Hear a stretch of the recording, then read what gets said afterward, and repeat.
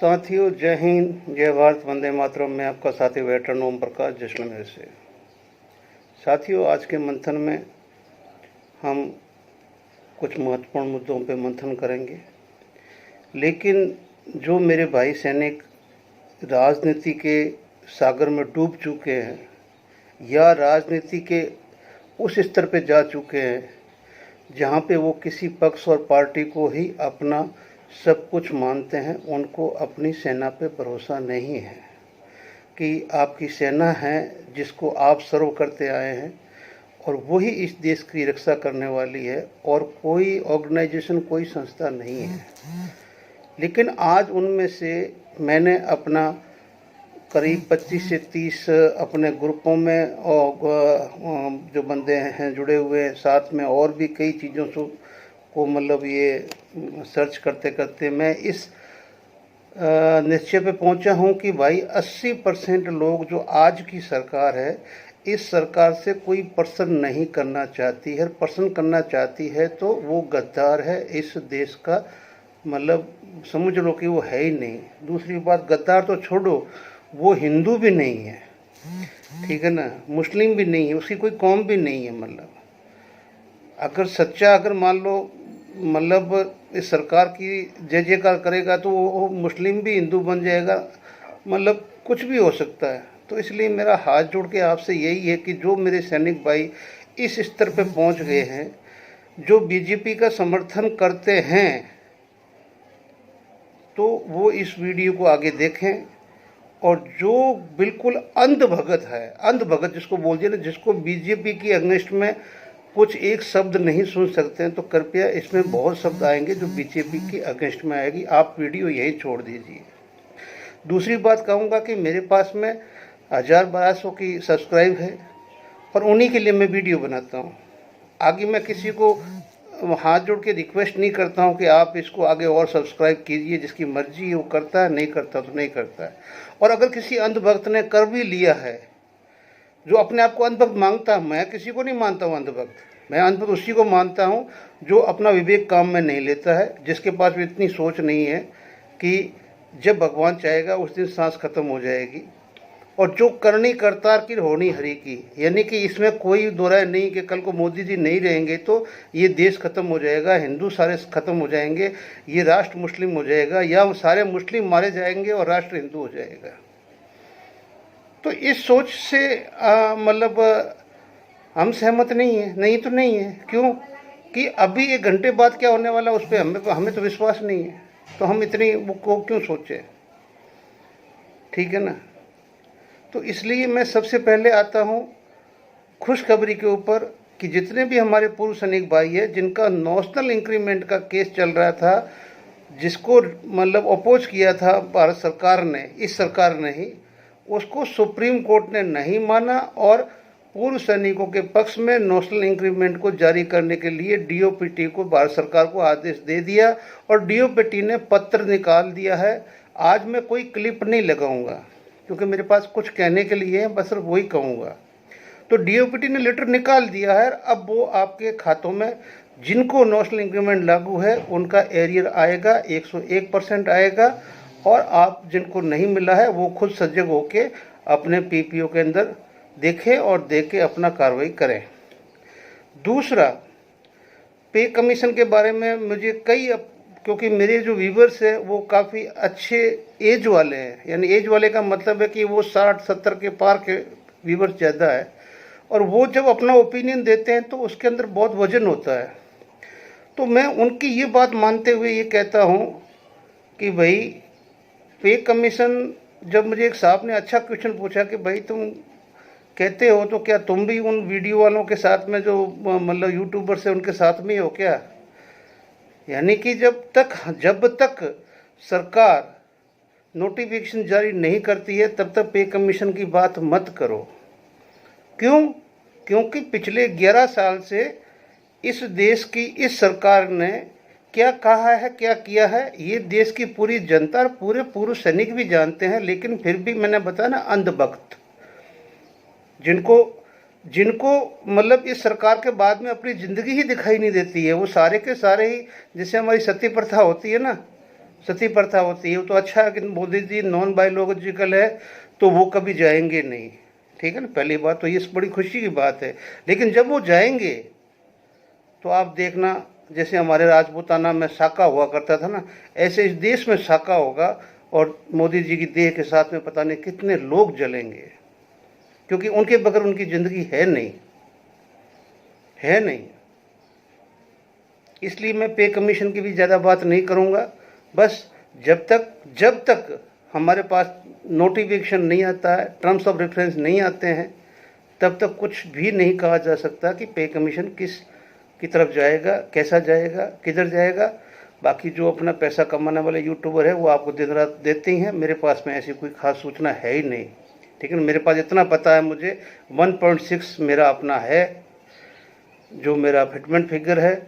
अब सरकार मुझे क्या देना चाहती है, कितना परसेंट देना चाहती है, वो अगर मैं जोड़ लूँगा, सरकार जब बता देगी कि भी इतना परसेंट मैं दे रही हूँ, तो वो मेरा फिटमेंट फैक्टर हो जाएगा, तब मैं अपनी कैलकुलेशन कर लूँगा और आप लोगों की बता दूँगा।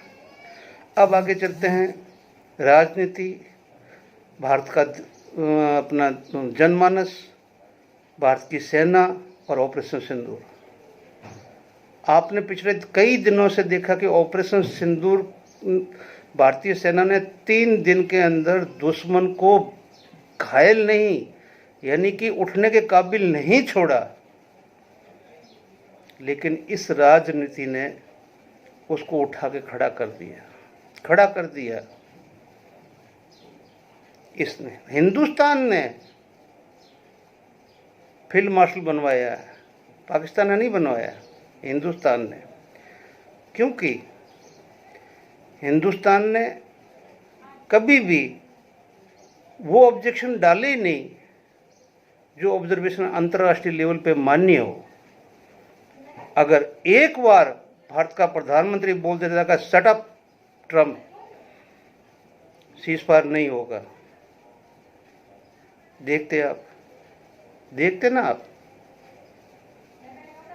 चीन 2 फिल्में बना के चला रहा अपने वहाँ की पब्लिक के बीच में, पार्ट 1 पार्ट 2, और वो चला रहे हैं अपना 5th जनरेशन का J-10 को, और जो फाइटर विमान है जो पाकिस्तान को उसने दिया था, और उसी के बंदों ने ऑपरेट किया है और भारत को नुकसान बहुत पहुंचा है। लेकिन ये सरकार आपको नुकसान नहीं बताएगी, लेकिन आने वाले भविष्य में आपका नुकसान आपके सामने ही होगा।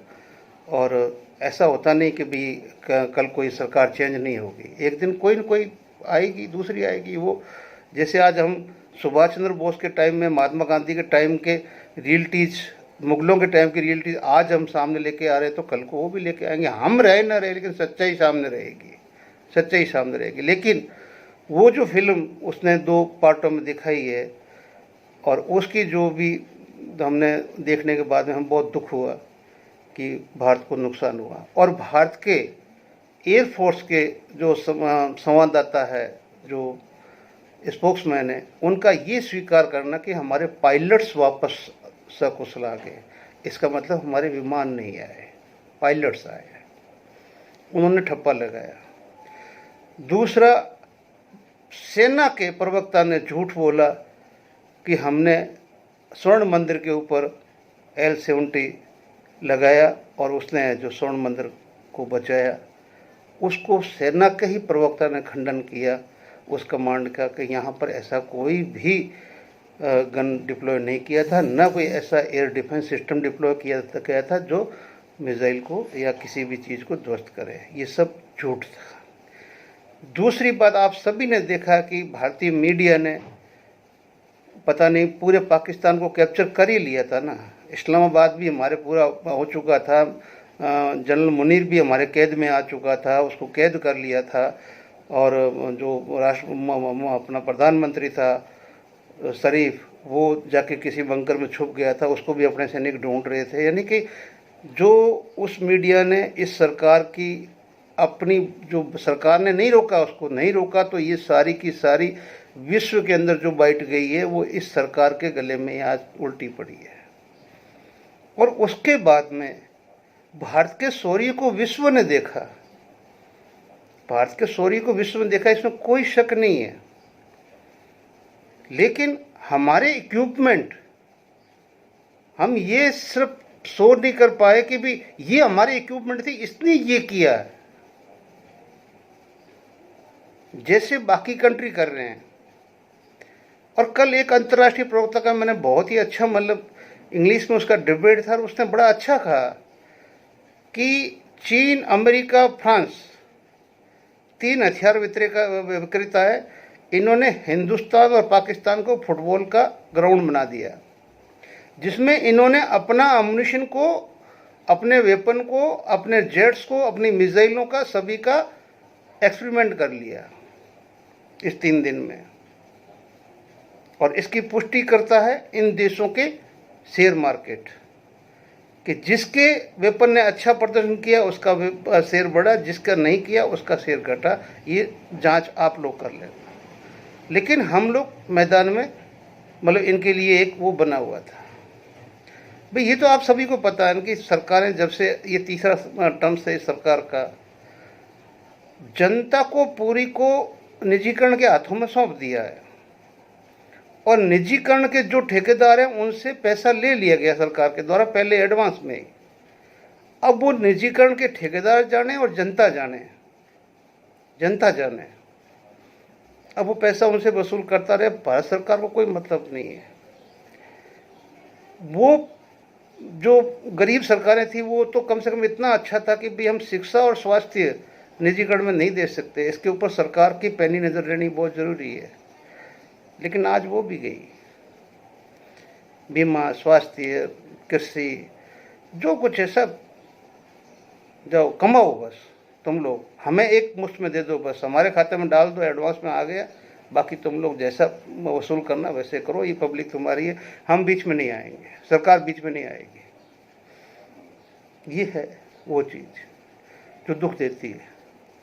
अब आपको छोटा सा उदाहरण कि यार कम से कम आपको अगर सेना का शौर्य और सेना को अगर मतलब आपको शाबाशी देना है तो कम से कम भारत के रेलवे टिकट के ऊपर एक साइड में ऑपरेशन सिंदूर लिख रहे हो, दूसरी तरफ मोदी जी का फोटो लगा रहे हो।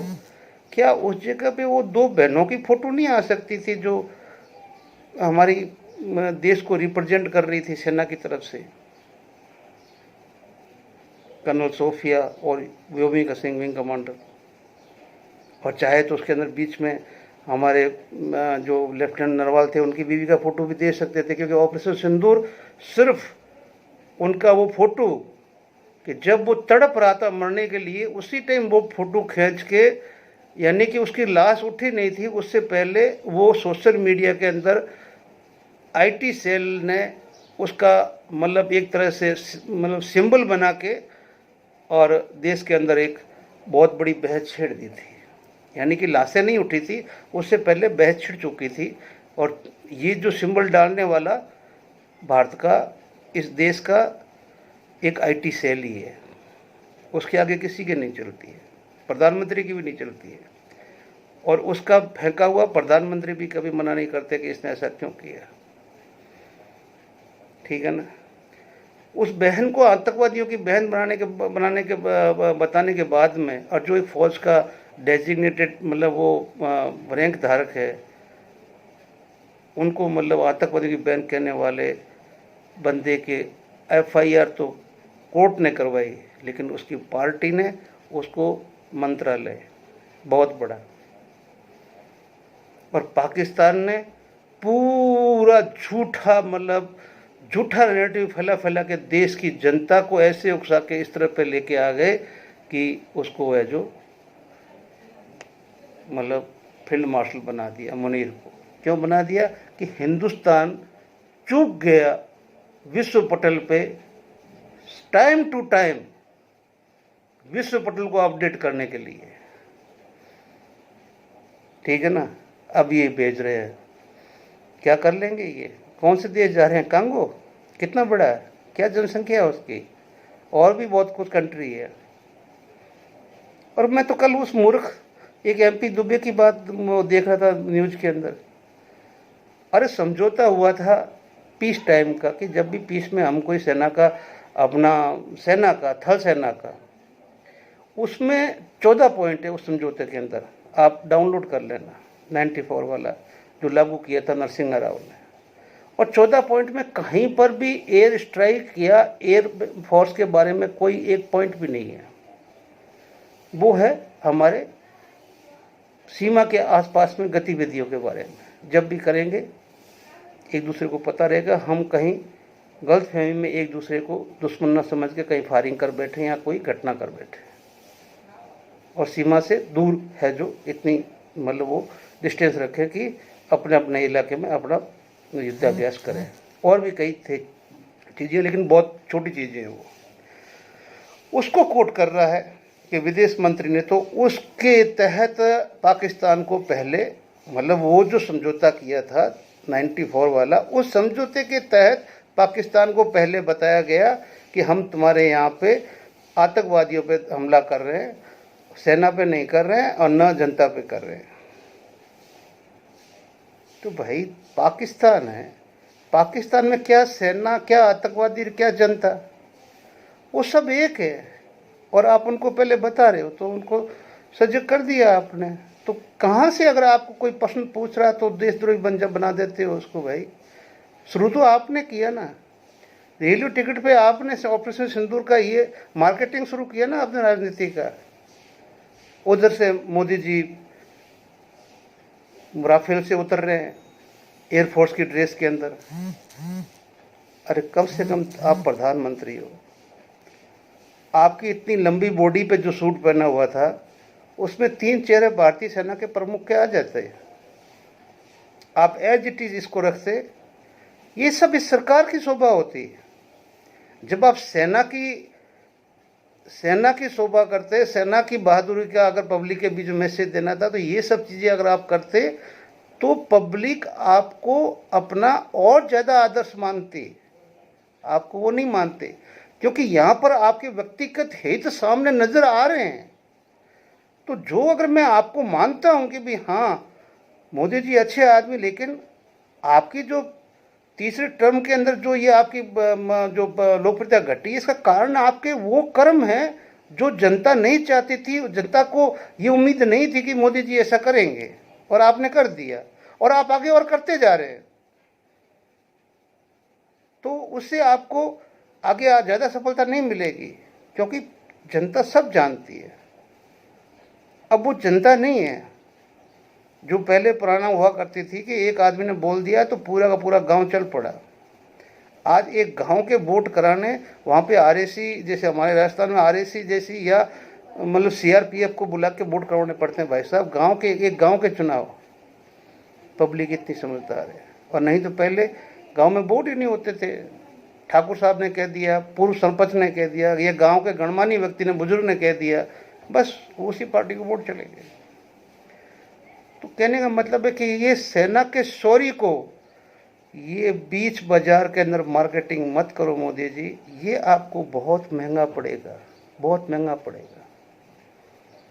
इसके अंदर अगर आप करना ही था तो सेना के बहुत ऐसे मतलब आइकॉन बन सकते थे जिसको देख के पब्लिक खुश होती, आपको धन्यवाद देती, आपकी पार्टी को धन्यवाद देती। और आपके पार्टी के लोग जो क्या क्या बोले जा रहे हैं, धन्य है उनको, धन्य है उनको। 9 सेकंड की क्लिप विदेश मंत्री विदेश के अंदर एक बाइट देते हैं कि हमने आतंकवादियों को पहचान लिया है, उनके स्केच बन रहे हैं। तो फिर कहाँ है वो चारोई? जब घायल पड़ा हुआ था तो उसके नस के ऊपर डीजीएमओ ने पहले पाँव क्यों नहीं रखा कि पहले वो 4 यहाँ के दिखा दे और 4 जो अंदर बैठे उसको दे दे, उसके बाद मैं अपना युद्ध विराम के बारे में सोचूंगा।